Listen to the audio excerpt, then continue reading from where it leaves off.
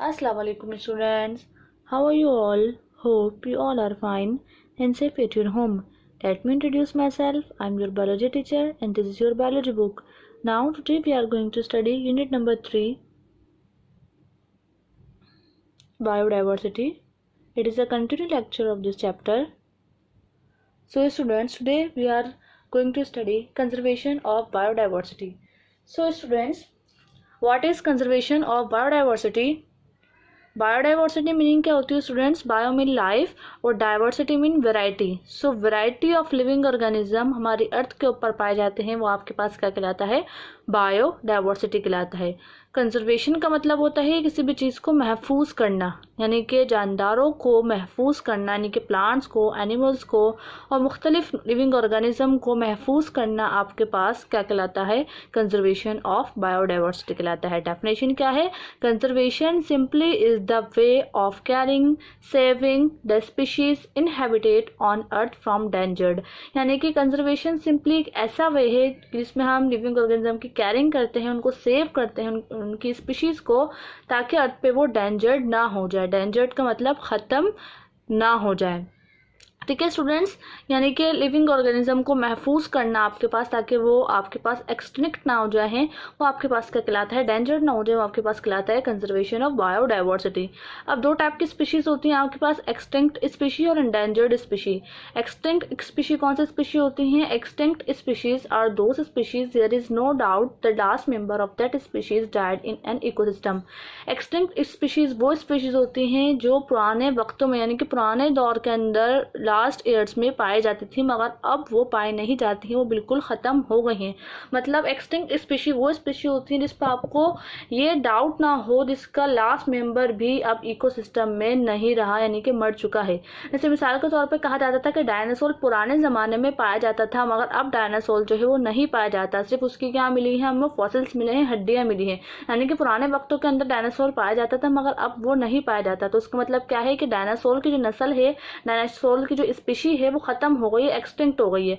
तो वो स्पीशीज़ जो कि अब ख़त्म हो चुकी हैं, जो अब दुनिया के अंदर अर्थ पे नहीं पाई जाती, वो आपके पास कहलाती हैं एक्सटिंक्ट स्पीशीज़ कहलाती हैं.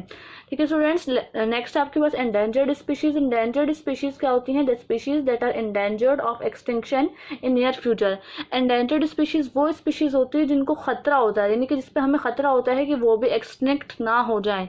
यानी कि एंडेंजर्ड का मतलब होता है नापेद ना हो जाए, गायब ना हो जाए, ख़त्म ना हो जाए.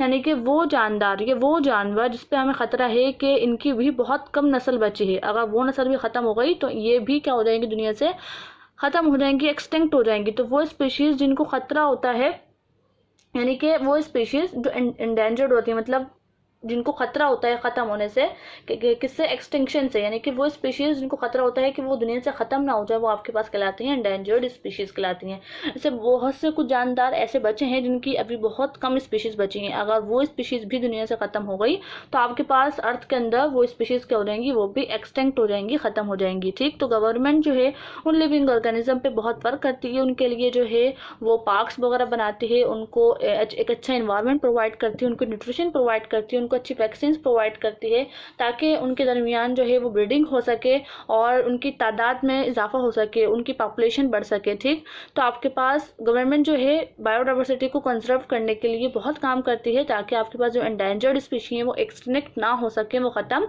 ना हो सके. ठीक, तो ये आपके पास कंजर्वेशन ऑफ बायोडाइवर्सिटी के. कंजर्वेशन ऑफ बायोडाइवर्सिटी होता क्या है कि लिविंग ऑर्गेनिज्म को महफूज करना ताकि वो एंडेंजर्ड से एक्सटिंक्ट ना हो जाएंगे, आपके पास क्या कहलाता है? Conservation of biodiversity. अब कुछ रीजंस हैं आपके पास, कुछ वजूहात हैं कि कंजर्वेशन ऑफ बायोडाइवर्सिटी जो है वो क्यों ज़रूरी है, उसके हमें क्या फ़ायदे हैं कंजर्वेशन ऑफ बायोडाइवर्सिटी के, जो कि अभी हम स्टडी करेंगे.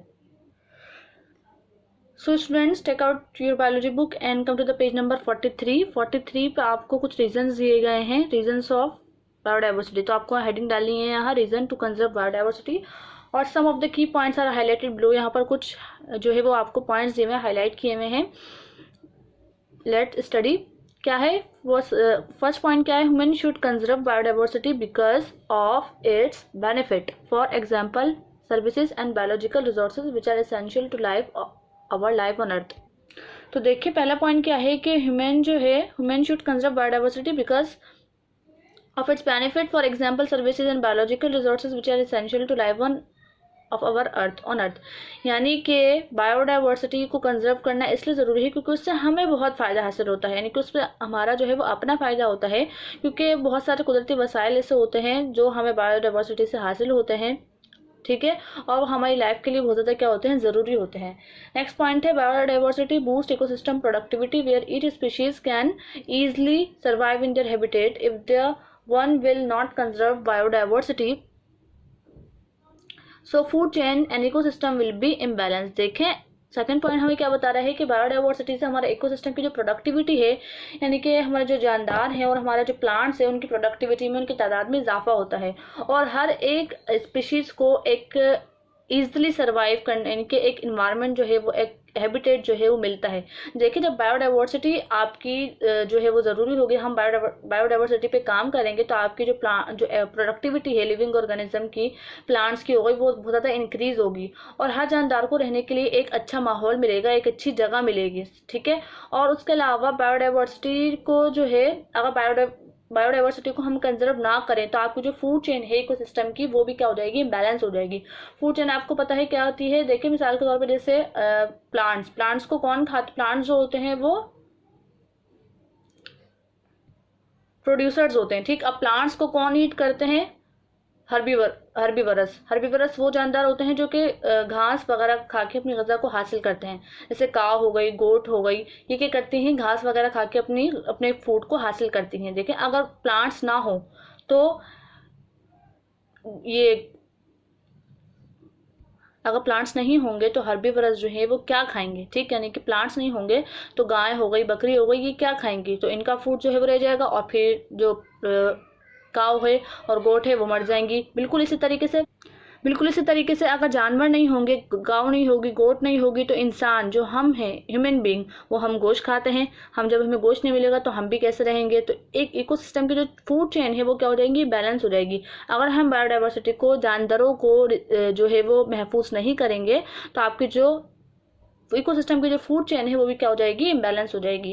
नेक्स्ट पॉइंट क्या है, with more plants trees and animals the soil improve and become stronger, less prone to erosion, drought and flooding. अगर आपके पास ज़्यादा से ज़्यादा प्लांट्स होंगे, ट्रीज होंगे, एनिमल्स होंगे, तो आपकी सॉइल क्या होगी, उससे बहुत ज़्यादा इंप्रूव हो जाएगी, अच्छी हो जाएगी, और स्ट्रॉन्गर हो जाएगी, बहुत ज़्यादा मजबूत हो जाएगी, लेस प्रोन टू इरोजन। देखिए जब हम किसी भी चीज़ के अंदर प्लांट को फिक्स करते हैं तो आपका जो सॉइल होती है वो भी फिक्स्ड हो जाती है, जिसकी वजह से सॉइल उड़ नहीं पाती जब हवा चलती है। तो जब हम ज़्यादा से ज़्यादा प्लांटेशन करेंगे, ट्रीज लगाएंगे, प्लांट लगाएंगे, तो आपके पास सॉइल जो है वो आपकी इरोजन होने से बच सकेगी, मतलब उड़ने से, ज़ाया होने से बच जाएगी। और इसके अलावा आपके पास कोई ना कोई तूफान आया या कोई ना कोई सैलाब आया तो उसकी अगर ज़्यादा से प्लांटेशन और ट्रीज होंगे तो उससे प्लांट से हमें बहुत ज़्यादा, या ट्रीज से हमें क्या होगा, बहुत ज़्यादा फायदा हासिल होगा। तो ये कुछ रीजन है जिससे हमें बायोडाइवर्सिटी को कंजर्व करने से हमें फ़ायदा हासिल होता है। तो स्टूडेंट्स आपको कंजर्वेशन ऑफ बायोडाइवर्सिटी की डेफिनेशन लिखनी है, एक्सटिंक्ट स्पीशी और एंडेंजर्ड स्पीशी की डेफिनेशन लिखनी है, उसके बाद रीजंस लिखने हैं टू कंजर्व बायोडाइवर्सिटी, जो कि आपको ये 3 रीजन मैंने बताए हैं। Students we have to do all this work in your notebook. इंशाल्लाह students we will continue this lecture in my another video. Till then, take care and Allah Hafiz.